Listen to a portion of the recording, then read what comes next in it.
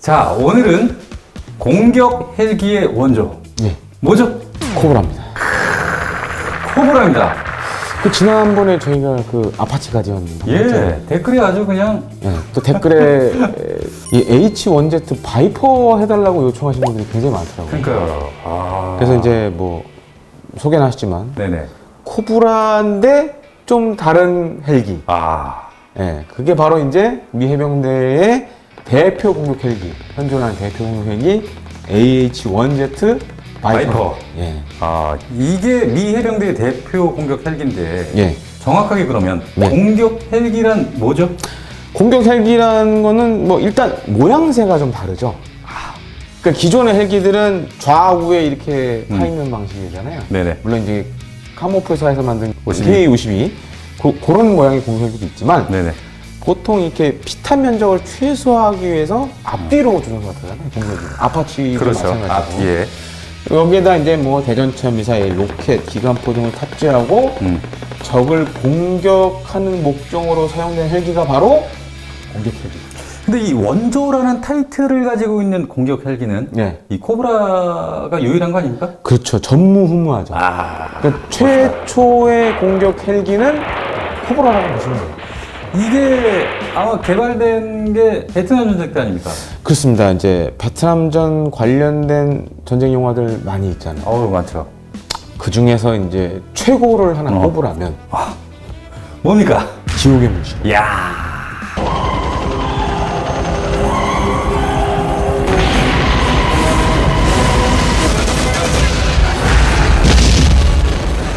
그래서 이제 그럼 왜 김대영 군사평론가가 지옥의 묵시록 얘기를 왜 할까? 그럼 왜 할까? 네. 지옥의 묵시록 영화 보시면 가장 멋있는 장면이 그거 아니에요.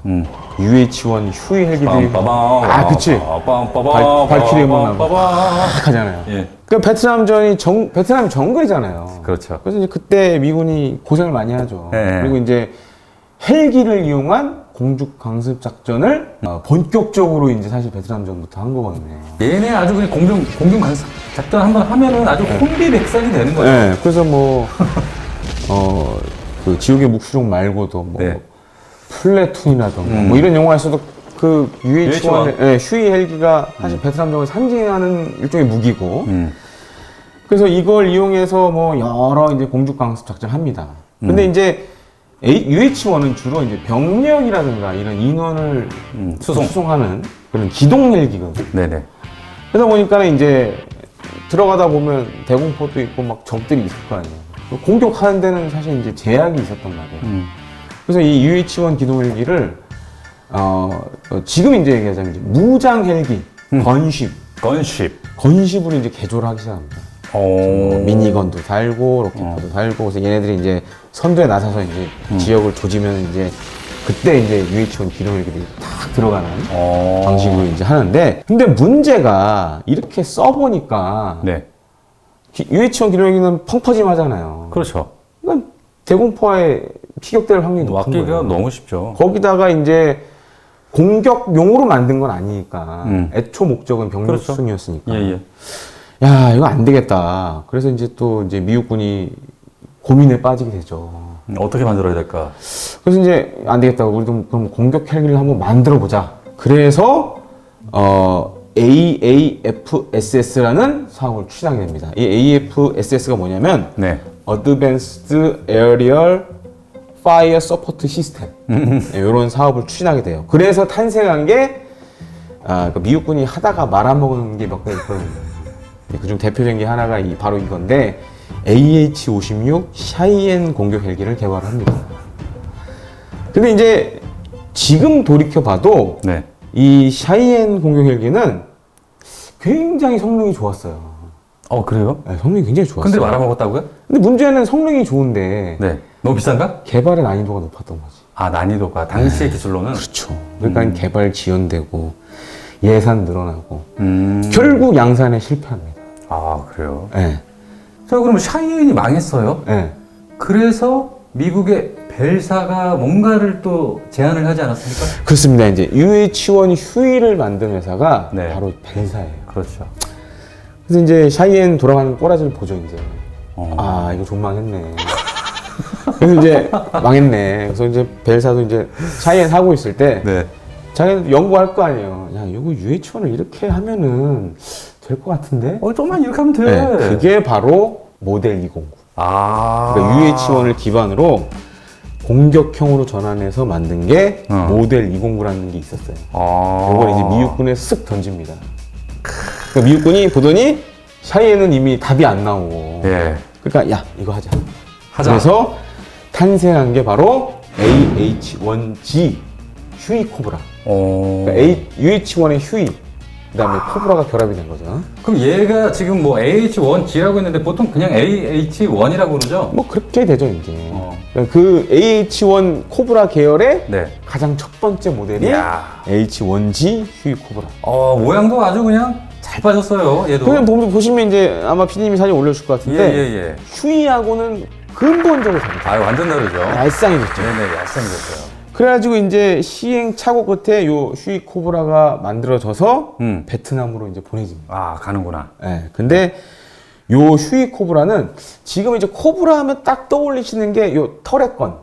20mm 캐틀링건을 캐틀링? 가지고 있었는데 지금은 다 그거죠. 우리 네네네. 군이 가지고 있는 우리 육군의 H1S 코브라도 20mm 캐틀링건을 달고 있는데 네. 하지만 요때는 7.62mm 미니건하고 40mm 고속 유탄기한 총을 선택을 할 수가 있었어요. 옵션으로 요걸 달아야 되고 요걸 달아야 되고 뭐 이런 그래요? 식으로 돼 있었어요.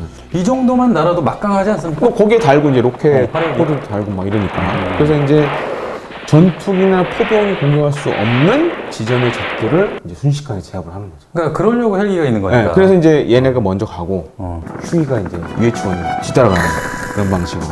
그리고 또 한 가지 이제 이 공격 헬기들 장점이 전투기하고 비교했을 때 어떤 장점이 있냐? 네. 얘는 이제 수직이 착륙이 되잖아요. 그럼요. 그러니까 이제 전선 가까운 데서 뭐 무장이나 연료 제거받고 다시 나가면 되잖아요.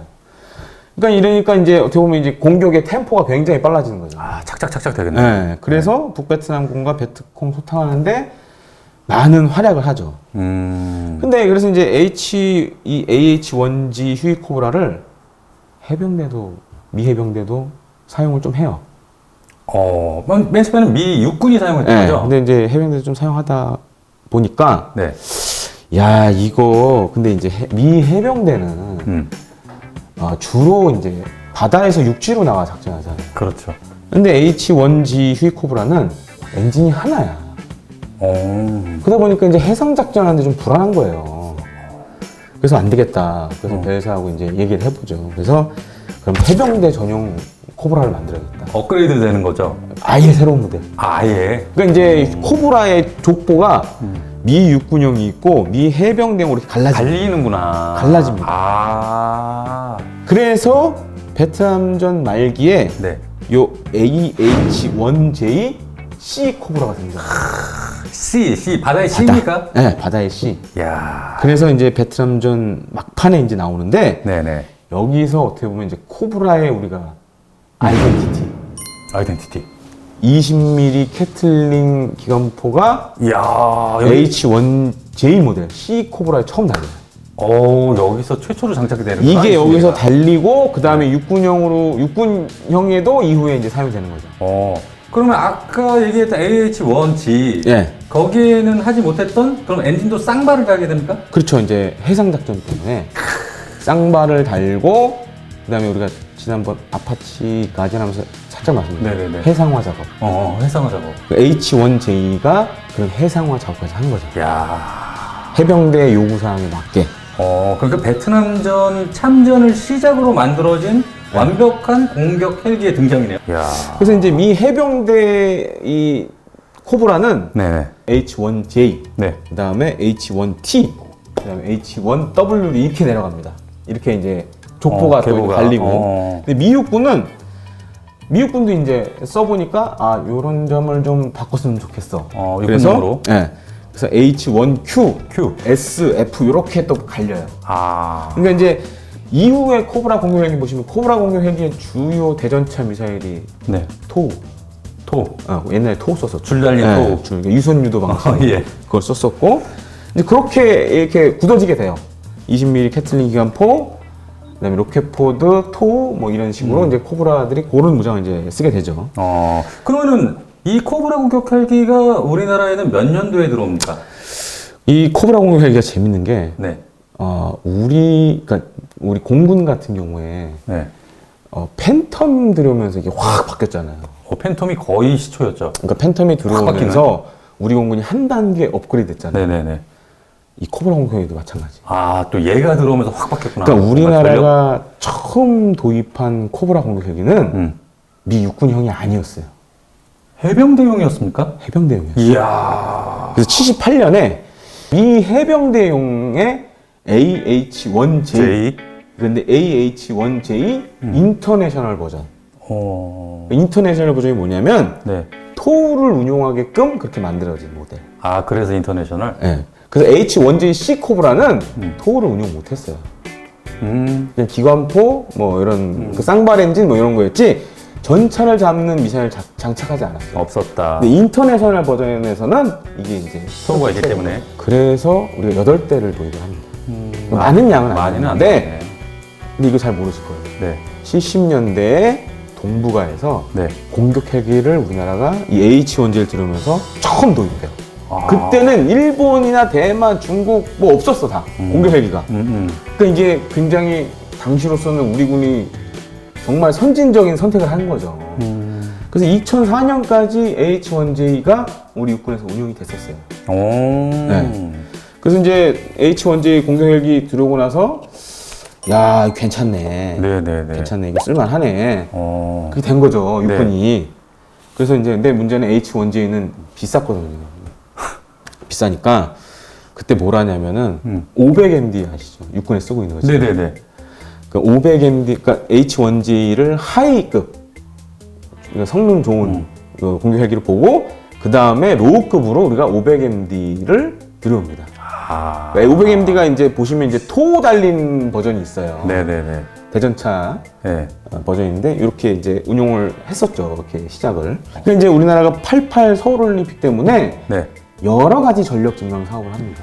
이 올림픽이 또 테러를 또. 그렇죠. 올림픽 하면 주로 이제 테러, 대테러. 근데 88년 서울올림픽은 테러도 있었지만 네네. 이게 워낙 북한하고 그때 굉장히 남북한의 정말 그 쌀벌했죠. 경쟁이 네. 쌀벌했던 네. 시기 아니에요. 네. 그러니까 야 이게 북한 애들이 이 시기에 뭔 짓을 할지 모른다.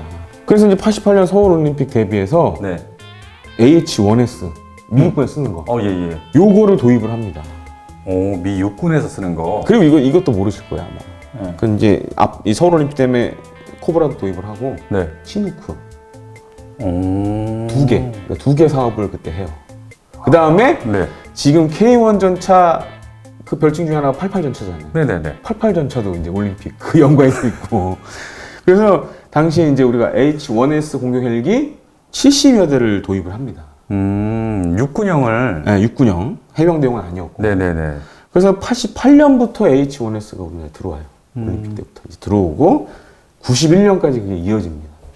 근데 이제 H-1S 이 코브라 공격기는 어떤 문제가 있었냐면 토우 대전차 미사일을 운용을 하지만 야간에는 할 수가 없어요. 깜깜해. 그러니까 이 조준경에 열상 장비가 없었어요. 당시에. 아, 당시에는. 그러니까 예를 들어 조종을 할 수 있죠. 야시 장비 이제 눈에 끼고 하면 되니까 그렇죠, 헬멧 그렇죠. 달고. 예. 근데 이 야간에 조준을 못 하는 거야 토우를. 근데 이제 그때 마침 그때 이런 코브라의 문제가 있으니까 열상 장비가 도입 장착된 그 조준 장치가 개발이 돼요. 그게 뭡니까? 그게 이제 바로 이제 C-나이트라는 조준 장치인데 C-나이트. 그래서 이제 기존의 그 토우 조준 장비에다가 열상 장비를 넣어서 야간에도 토우로 전차를 잡을 수 있게끔 그렇게 이제 조준 장치가 나와요.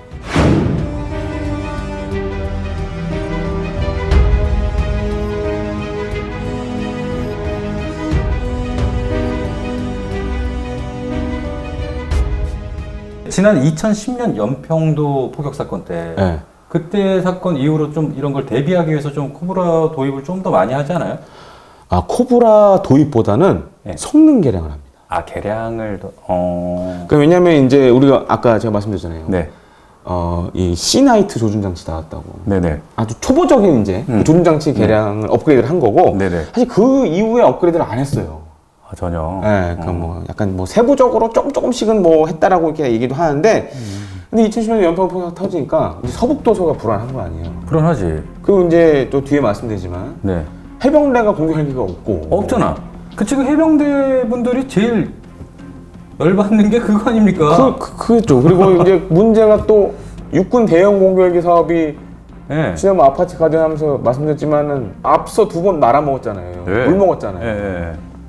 그게 이제 급한 거야.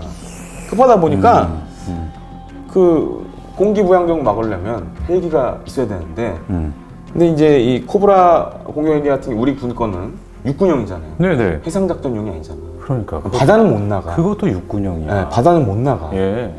그래서 이제 그럼 이제 섬에서 오는 공기부양정을 공격하려는 그런 목적으로 이 지금 우리 육군이 가지고 있는 코브라 공격 헬기를 네. 서북도서 지역에 이렇게 순환 배치를 합니다.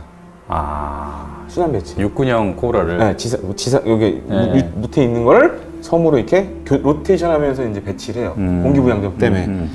그래가지고 근데 이제 뭐 북한이 워낙 그 대공 무기를 많이 갖고 있으니까. 네네. 야 이거 기존의 코브라 공격 헬기 생존 장비로는 안 되겠다. 그렇지. 그러니까 예를 들어서 이제 적외선 미사일을 방해하고 이런 체프 플레이어 뭐 이런 그다음에 감지하는. 네. 그래서 그런 장비들을 다는 아니고 네. 그렇게 임무 맡은 헬기들만 그 업그레이드를 해요. 그렇게 해서 뭐 계속 그 서북도서 쪽으로 성능 개량한 코브라 공격 헬기들이 로테이션으로 이제 임무를 하고 있죠. 그게 답니까 우리나라에서는? 그 정도밖에 안 했어요, 개량을. 개량은 하긴 했지만 뭐 AH-1W나 AH-1G 같은 건 도입이 전혀 없었던 거죠? 그때 이제 근데 이제 대형 공격에서 이후에 하면서 네. 아파치 가디언 이제. 아, 그 육군 쪽으로 넘어간 네, 거구나. 아파치 가디언 하면서 아. 그것도 이제 걔가 하니까 아. 그래서 이제 안 했는데. 그러니까 해병대는 없다. 네, 그래서 해병대 상륙공개에서 뭐 뒤에 말씀드리겠지만 이제 네. 그래서 이제 필요성이 계속 제기가 됐었죠. 네네.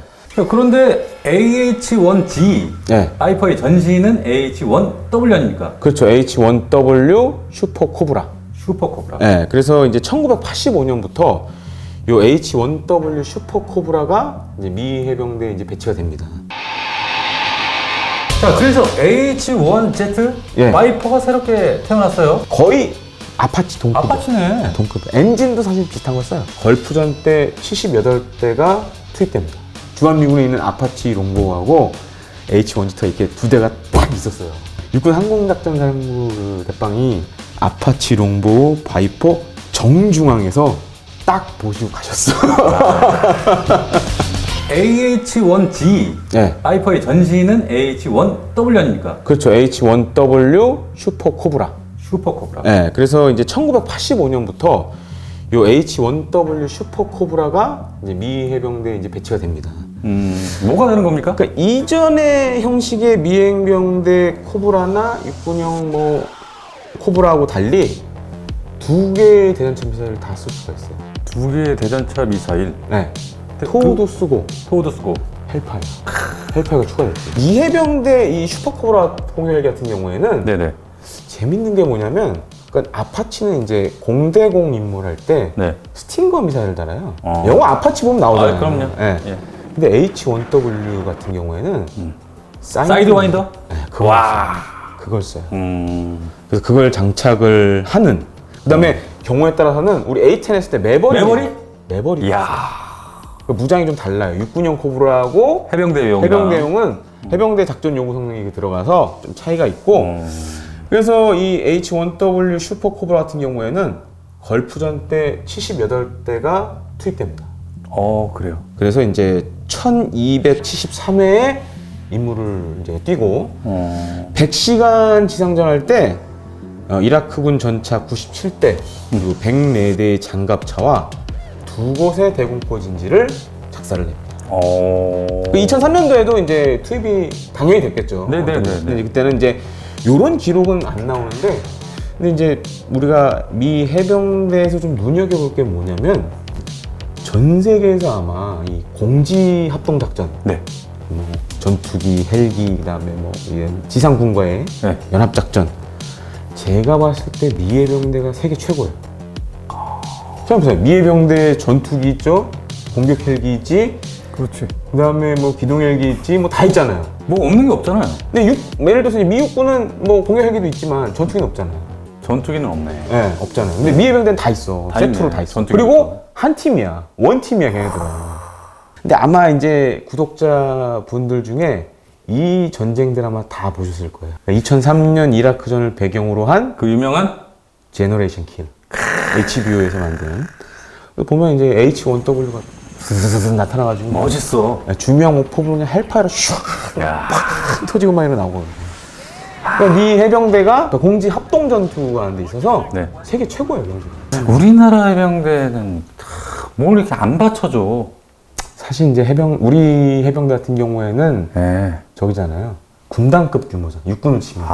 그러니까 기납. 올해 바로 얼마 전이었죠. 네. 올해 처음으로 네. 얼마 전에 바로 피스메이커 작전. 네, 그러니까 국군의 해병대에서 주관하고. 국군의 날 행사 야, 때 이제 최초였습니다, 보여줬죠. 피스메이커 최초. 행사 그때 크게 그 해병대 역량을 국군의 날 행사 때 유감 없이 보여줬죠. 예.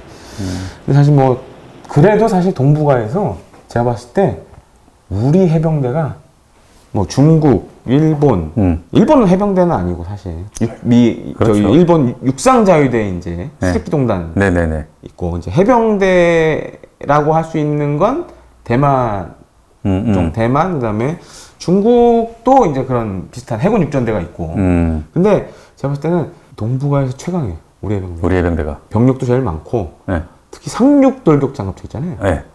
그거는 미 해병대 다음으로 많아 우리가. 그게. 진짜 많아요. 그 우리는 만들잖아 또 면허 라이센스 해가지고 만들거든요. 예. 저기 한화 디펜스 만들거든요. 그 필리핀에 수출됐어요. 어. 그래서 이거 비하인드 스토리인데 네. 일본 육상자위대 수립기동단 걔네 이제 해병대 역할 맡고 있잖아요. 그래서 얘네들이 이 상륙돌격 장갑차 이거 살려고 이제 좀 고민을 했었거든요. 그때 우리나라에서 만든 상륙돌격 장갑차를 살려고 잠깐 그랬었어요. 아, 그랬어요. 왜냐면 이제 미국은 그 상륙돌격 장갑차를 더 이상 만들지 않아요, 거기도. 재생을 해요, 거기도. 오버홀해서 새로 기능 넣어서 이렇게 업그레이드해서 쓰는 거지, 네. 신규 생산을 안 해요.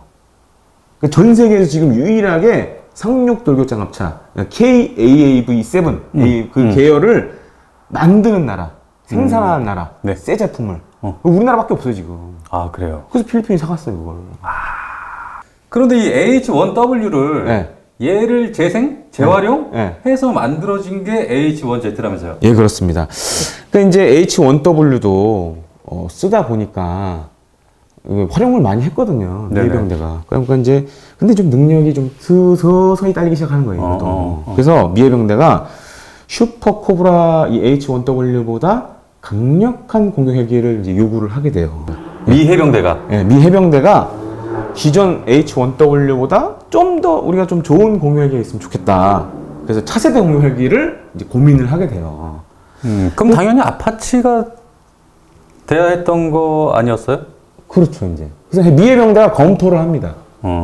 이 아파치를 쓸까? 해가지고 아파치 공격 헬기를 이제 연구를 많이 하죠. 근데 일단 아파치 공격기 우리가 지난번 아파치 가디언스 때 얘기했잖아요. 그렇죠. 얘는 지상에 쓰게 만드는 그렇지. 해상화 작업 해야 돼요. 해상화 작업 개량을 해야 되는데 별도로 이 해야 당시만 되고. 해도 안 돼 있던 거잖아요. 그러니까 별도로 그 문제가 있었고 또 한 가지 문제는 네.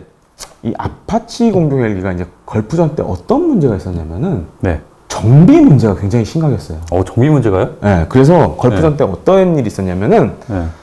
뭐 그때 이제 막 아파치 막 배치되고 처음 실전하는 거잖아요. 그러니까 이제 그걸 이제 테크랩이라고 합니다. 그래서 테크랩. 제작사에서 정비원들이 와서 서포트를 해주는 그 사람들을 테크랩 요원들이라고 그래요. 아, 그래요. 그 사람들이 사우디까지 갔었어 다. 그 정비 소요가 너무 많이 발생하니까 그래서 이제 그리고 운영 유지비가 너무 많이 드는 거예요. 아파치가. 네, 그래가지고 이제 그때 막 뭐 거의 이제 초반이다 보니 쓰다가 초반이다 보니까 네네. 이제 이후에 이제 그게 많이 개선이 됐고. 네네. 그리고 미해병대 입장에서는 그리고 미해병대는 주로 함정에서 운용을 하잖아요. 강습 상륙함이라던가 이런 데서 상륙함에서 운용을 하잖아요. 그렇게 또 테크랩 요원들이 할 수가 없는 거야. 그 이런 정비 문제 또 복잡해 또 얘는 또. 그러니까 야 이거 안 되겠다. 그래서 막 고민을 하죠. 그래서 사실 이제 아파치 공격을 기반으로 아예 해병대 버전 만들려고 했더니 미 의회에서 야 돈 많이 들어 하지 마. 하지 마. 네. 그래서 재활용한 겁니까? 그래서 이제 고심 끝에 어. 그럼 안 되겠다. 그럼 슈퍼 코브라를 이거를 한 단계 업그레이드 하자.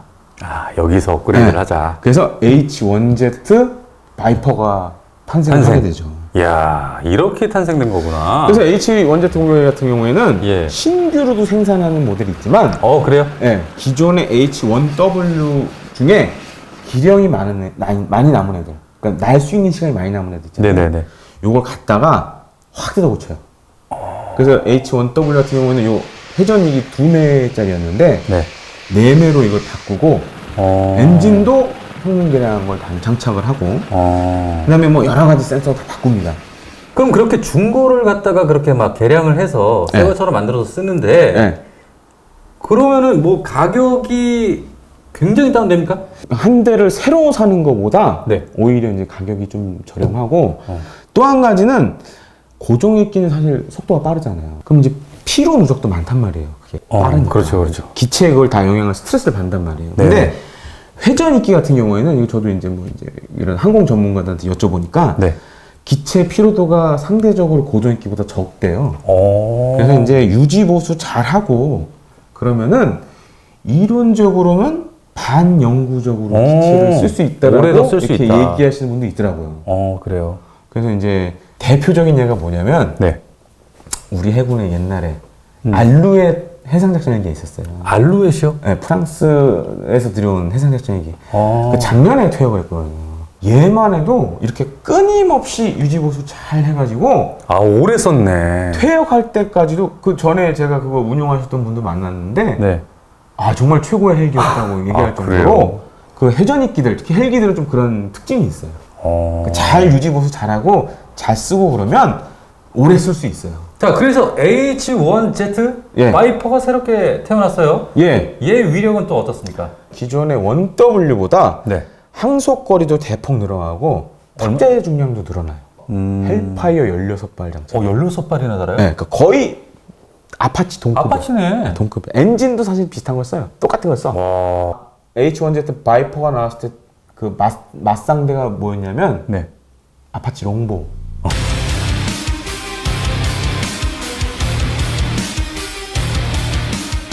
맞어. 롱보. 맞상대가. 네, 그 육군의 미육군의 아파치 롱보가 그 이제 경쟁 상대였죠. 네. 근데 우리가 아파치 가디언 때 얘기했잖아요. 그 이라크전 때 2003년 이라크전 때 네네. 아파치 롱보가 호되게 당했다고. 호되게 당했죠. 지들끼리 나갔다가. 그래서 그때 이제 문제 중에 하나 그거였잖아요. 눈이 안 좋은 점. 야간 열상 장비. 네, 눈이 안 좋았잖아요. 그래서 H1Z 공유 헬기는 이 롱보 레이더는 안 달지만 이 목표 조준 장치, 요 타겟팅 장치, 요 열상 장비의 해상도가 엄청 좋아져요. 3세대 열상 장비를 장착을 해요. 3세대. 네, 뭐 저의 뜻은 뭐 2.5다 이런 얘기 하는데 제가 제작사에 드는 이유는 3세대라고 얘기를 해요. 그게 바로 AAQ30 호크아이 이 장비를 달게 됩니다. 목표 조준 장치. 와, 그럼 해상도가 그 정도 높으면 또 뭐. 그러니까 먼 거리에서 딱 보고 헬파이어 싹 쏘면 되는 거예요. 얘는. 그럼 뭐 피하 식별 문제에서는 오공 아이. 문제는 확실히 줄었겠어요. 그렇죠. 아파치 롱보, 아파치 가디언 열상 장비 만드는 회사하고 요 H1Z 공격 헬기 열상 장비하고 같은 회사가 만들어요. 그게 이제 로키드 마틴의 예. MFC라는 데서 만드는 건데 그래요. 예, 아파치보다 좀 더 뛰어난 기능이 뭐냐면 네네. 저기 영화 아파치 보시면 이렇게 여기 이렇게 뭐가 있잖아요. 조종석 HMD가 그렇죠. 있잖아요. 네네. 야간에 이제 요거 열상 앞에 있는 열상 장비 보면서 이게 요 HMD로 전달이 돼가지고 이걸 보고 조종을 하는 거거든요. 근데 이게 단점도 있어요. 왜냐면은 사람이 보는 시야가 아니라 앞에 달려 있잖아요. 네네. 조종석은 뒤에 있고. 네. 그러니까 요 시야에 좀 차이가 생겨요. 그래서 그 왜 영화 아파치 보시면 니콜라스 게이지가 낮에 막 뒤집어 쓰고 뭐 이렇게 조종하는 장면이 막 나와요. 네네.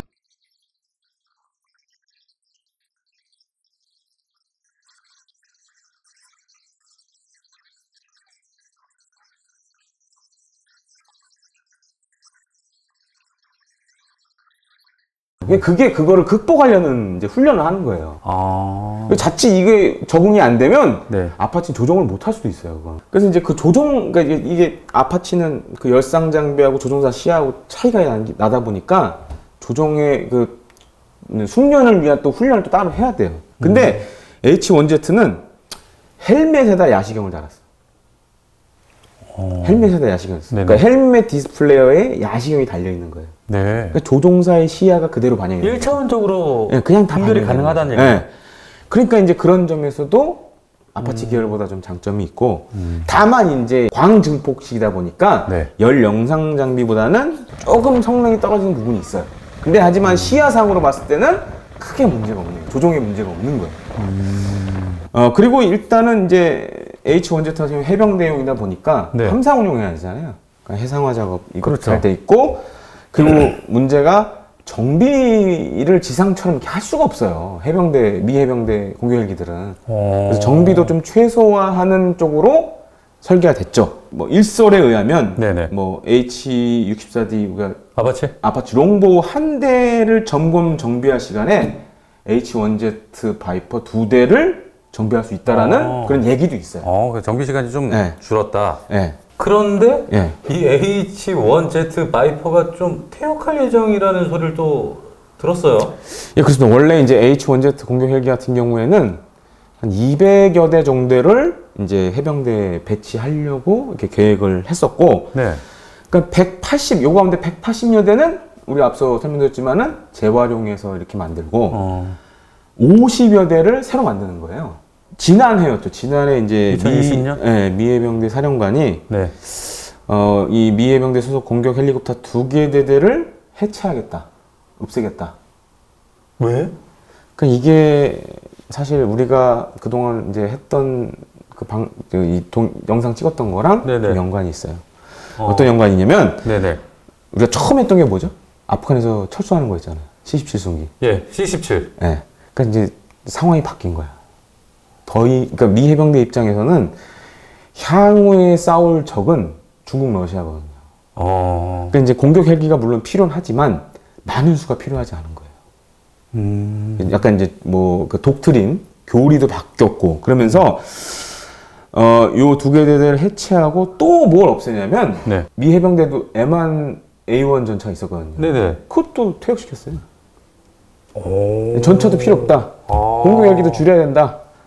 그래서 이제 향후에는 아주 적은 규모의 병력을 운용하면서 고화력 장사정 유도 무기를 미 해병대가 하겠다. 그리고 지대함 미사일 뭐 이런 거 있잖아요. 그런 것도 갖겠다. 그래서 이게 약간 이제 독트린이 바뀐 거예요, 미 해병대가. 그러면서 전체 이제 한 180여 대, 뭐 원래는 200대까지 하려고 했는데 사실 수량을 이제 줄이기 시작한 거죠. 퇴역시키면서. 그래서 한 27대를 조기 퇴역시키려고 지금 하고 있어요. 그래서 이제 지금 H1Z 미 해병대 운용하던 게 지금 퇴역이 되고 있어요. 근데 이게 완전한 퇴역은 아니고 아니겠지. 임시로 퇴역하는 건데, 그래서 이제 그런 퇴역 기체들이 모여 있는 기지가 있어요. 거기 진짜 볼만하겠다. 그 미 데이비드 몬산 공군기지 가보면 거기 별의별 놈의 그 미군들이 쓰던 비행기를 다 갖다 놨는데 27대가 이제 거기 장기 보관될 예정입니다. 야, 그게 우리나라로 와야 되는 거 아닙니까? 우리나라 해병대로? 근데 이제 그거는 우리나라 해병대 360 헬기 사업은 국내 개발로 결정이 돼서 2년이 없어요. 마리논 기반 상륙 공격 헬기로. 마리논이. 야, 이 소식 해병대 분들 진짜 가슴 찢어지겠다. 그래서 이제 지금 사실 미 해병대 말고 체코, 그다음에 이제 바레인, 파키스탄이 H1Z를 이제 도입을 하고 있습니다. 야, 그런데 이 바이퍼 H1Z 얘가 뭐 수량 뭐 27대만 조기 퇴역한다고 하는데 뭔가 저는 좀 이 헬기를 좋아해요. 제가 이번에 또 프라모델 또 아카데미 과학에서 또 바이퍼를 샀습니다. 또 사셨어요? 사셨구나. 이거 조립을 해야 되는데 조립할 시간이 없네, 근데. 바쁘시네. 그래서 얘네들이 뭐 적은 수량이지만 이게 뭐 조기 퇴역한다는 소리만 들어도 가슴이 아파요. 사실 좀 이렇게 안타까운 게 뭐냐면 이 벨사 같은 경우에는 우리가 저 지난번에 이제 아파치 가디언 할 때 그 얘기했잖아요. 네. 이제 보잉이 우리 이제 아파치 가디언 동체 예. 한국에서 만들고 사실 이제 대형 공유헬기 사업하면서 보잉사가 이제 어떻게 보면 이제 한국의 항공산업과 이제 같이 하는 거 아니에요, 그게. 뭐 그래 먹고 사는 거니까. 얘네는 이런 마인드가 없어. 얘네는 없다고요? 벨사 같은 경우에는 네. 이런 마인드 옛날에는 이제 좀 있었어요. 음. 왜냐면 그때 이제 우리가 큰 시장이었지. 앞서서 봤잖아요. H1J 인터내셔널도 우리가 샀고, 코브라도 70대 넘게 샀고. 네네. 그래서 그때만 하더라도 8, 90년대만 하더라도 우리나라 이제 항공산업하고 벨사하고 하는 게 좀 있었어요. 네네네. 근데 얘는 이게 오래된 얘기다 보니까 그래서 이번에도 만났어요. 근데 이제 한 얘기가 차기 대형 공유헬기 사업에 들어오겠다. 자기네들도 하겠다. 벨사가? H1Z 가지고 들어오겠다. 그 해병대 상륙공유헬기 사업은 이제 국내 개발로 갔으니까 그렇죠. 물건도 갔고 그 아직도 이제 이제 H1Z 라인이 살아 있으니까 네. 그러니까 새로운 기체 팔겠다 그 얘기를 하더라고. 그래서 속으로 얘네들은 정말 20년 전이나 지금이나 네. 대한민국 항공산업을 대한민국 좀 우습게 보는 건지 아니 뭐라도 좀 깔고 가야지. 그럼 날로 먹겠다는 겁니까? 그러니까 이제 이게 사실 뭐 구독자분들이 좀 알아야 될 게 뭐냐면 네. 우리나라 군에서 하는 대형 사업들이잖아요. 그러니까 저희가 봤을 때 1조 넘는 사업들 있잖아요. 네네네. 조 단위라는 사업들. 이거는 군의 의지만으로 되는 건 아니에요.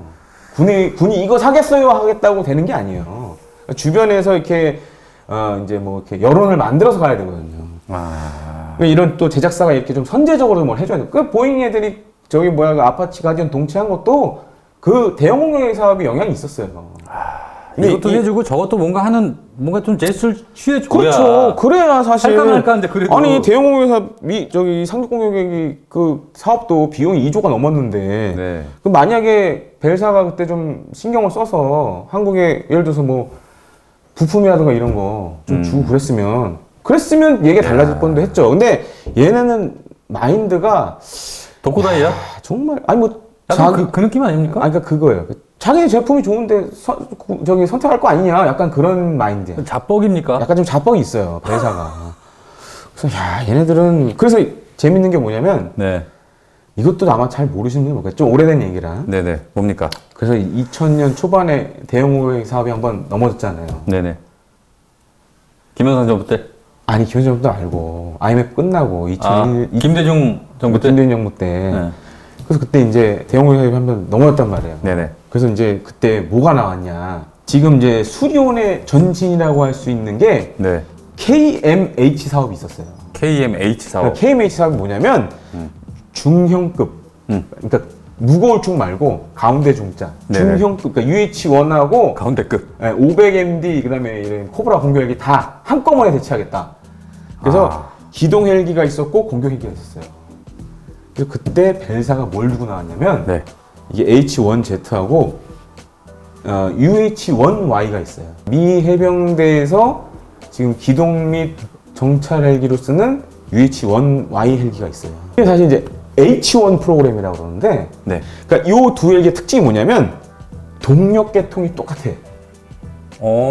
엔진 호환이 트레스- 된다는 얘기네요. 똑같은 걸 써요. 전 세계에서 유일무이해. 왜냐하면 생각해보세요. 공격 헬기는 스포츠카야. 그렇지, 스포츠카지. 네. 근데 기동 헬기, 요 정찰 및 요 헬기는 어떻게 보면은 그냥 일반 승용차예요. 그래서 일반적으로 공격 헬기 동력 계통하고 기동이나 이런 헬기 동력 계통이 틀려요. 세팅이 틀리고 이런 게 있어요. 네. 근데 이 H1은 같은 걸 이렇게 세팅만 달리하는 거야. 그러니까 얼마나 경제적이야 이게. 엄청나게 경제적이네. 네, 그러니까 하나의 동력 계통으로 두 개를 쓴다는 거야. KMH 때 벨사가 이걸 들고 와요. 공격은 H1Z를 개량한 거. 네. 그다음에 기동은 UH-1Y를 한 거.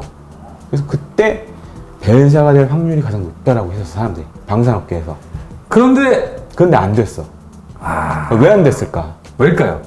기술 이전에 소극적이었어요 그때.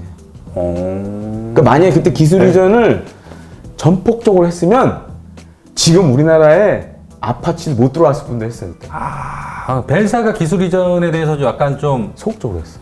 주춤했다 이건. 그러니까 얘네는 좀 그런 게 있어. 그 벨사 같은 경우에는 그 아까 자뻑 얘기하셨잖아요. 네네네. 그 자기네 제품이 좋다라는 거를 굉장히 강조해.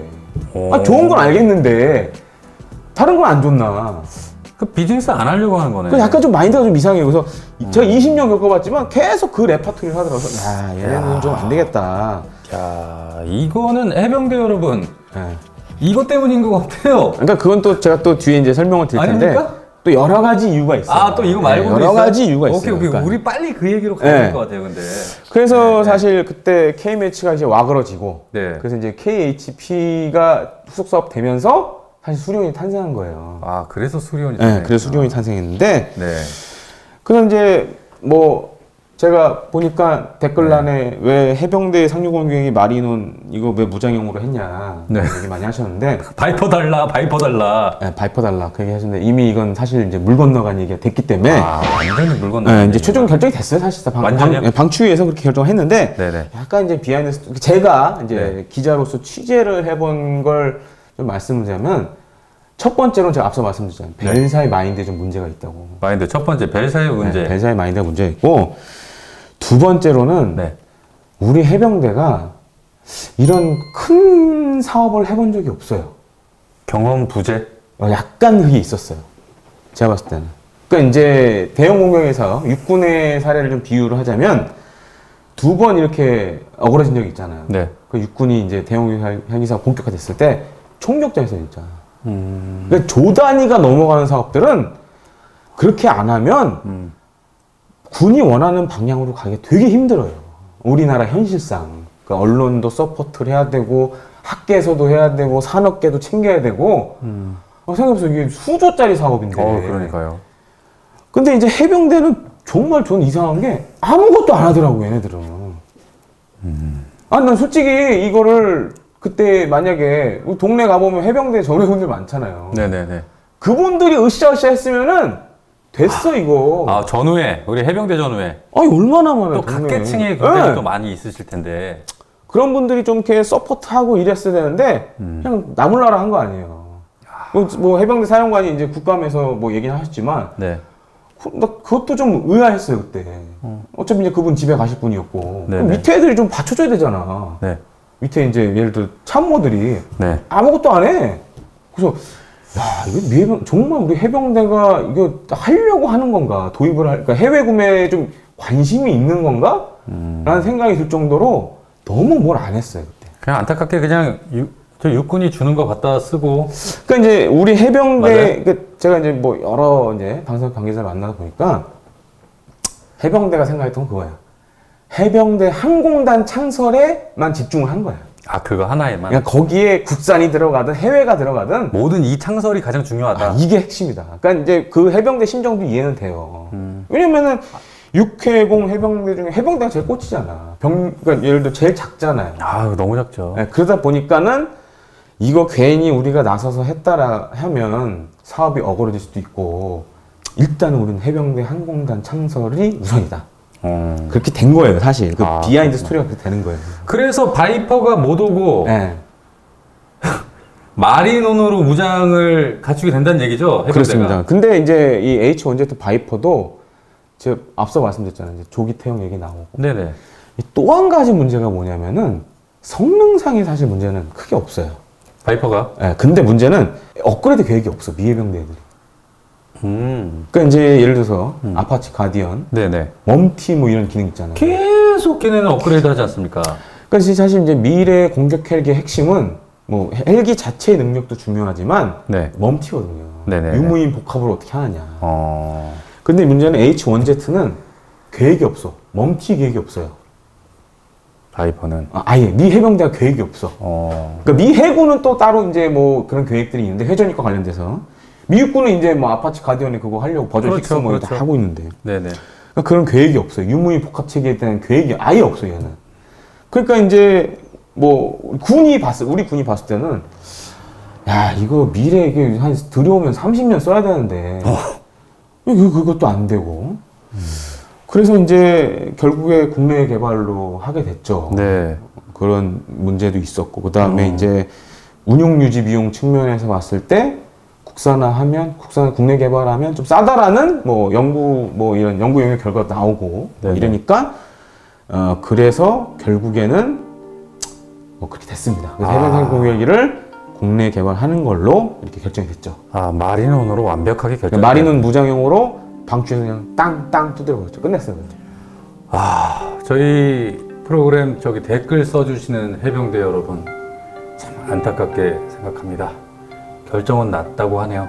그리고 이제 또 한 가지 문제가 사실 이제 대형 공유헬기 사업 있잖아요.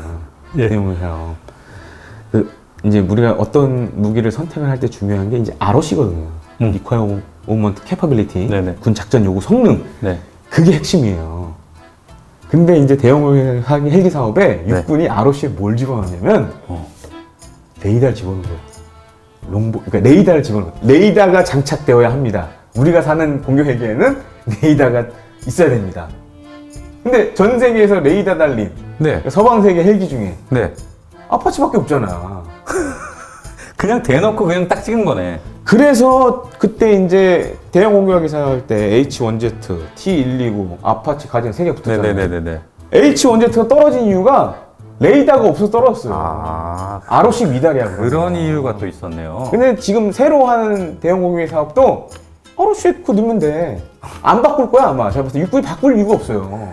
이유가 없죠. 네, 그러면 이제 또 벤사는 안녕히 가세요. 안녕히 계세요. 안녕히 가세요 진짜. 그래서 이제 제가 이번에 에어쇼 때 그 아덱스 때 이제 네. 거기 이제 예비역 미 해군 뭐 저기 스타 네. 추천하고 이제 뭐 미팅 했는데 뭐 그 얘기 하는 거였어. 아 지난번에 우리가 ROC 레이더 반영이 안 돼가지고 떨어졌다. 그래서 아 이번에 그래도 다시 한번 도전해 보겠다 그러는 거여서 육군이 ROC를 안 바꿀 텐데. 그래서 제가 봤을 때는 가능성이 없다. 없다. 네. 전혀 없다. 없다. 근데 이제 문제가 네. 근데 아직은 이제 벨사가 이 카드를 안 들고 나오는데 만약에 우리 해병대가 추후에 네. 국내 개발하는 거 말고 예를 들어서 뭐 해외에서 또 사겠다. 네. 그러면은 이제 여기 이제 이 지금 데이비드 몬순 공군기지에 있는 거를 네네. 들여올 가능성도 뭐 조금은 있어요. 아, 저 창고에 딱 예, 박혀 그러니까, 있는. 예, 그거를 정말 있는. 싸게 내놓는다면 그렇죠. 예, 가능성이 있고 뭐 이거는 이제 뭐 향후에 잘하면 그런 일이 생길 수도 있는데 사실 제가 봤을 때 H1Z를 동북아에서 지금 살 나라는 일본. 그러니까 일본 아시죠? 네네. 아파치 롱보 면허했다가 네. 박살났잖아요. 박살났죠. 네. 근데 이제 아마 이제 일본 육상자위대 같은 경우에는 향후에 제가 봤을 때 H1Z 이게 만약 싸게 나온다. 그러면 직구로 갈 가능성이 있어요. 이거. 직구 살 가능성이 있어요. 그럼 이제 일본이 아마 이거 노릴 가능성이 굉장히 높아요. 야. 왜냐면 지금 아파치 롱보는 몇 대 안 되고. 근데 지금 예산이 지금 일본이 없어가지고 알아보니까 좀 위기죠. 그러니까 이게 국방 예산은 사실 지금 우리랑 비등비등하거든요. 네네네. 근데 다른 데 쓰다 보니까 국방 예산 딴 데 뭐 사는 데 쓰다 보니까 이 공격 헬기 획득 예산이 지금 없어요 일본이. 네. 그래서 근데 만약에 이거를 27대를 지금 보관 중인 거. 네네. 진짜 일본이 떨이로 내놓는다. 네. 집어가지. 진짜 그냥 집어가겠네. 네. 일본은 보면 이제 집어갈 가능성이 굉장히 높고 우리는 상대적으로 좀 이제 가능성이 없어요. 없다. 없고. 그리고 향후에 할 대형 공유헬기 사업도 이제 ROC 말씀드렸잖아요. 네. 레이더 집어넣으면 게임 오버 이거 그냥. 그냥 아파치죠. 그냥 아파치 가디언이에요 그냥. 아. 그래서 이것도 얘기 안 된다. 아, 저는 아파치 상당히 좋아하는 사람이지만 네. 그래도 우리 해병대는 이 H1G 바이퍼가 좀 꼭 좀 써줬으면 좋겠다. 저도 좀 이런 그래서 부분이- 사실은 이제 저기였어요.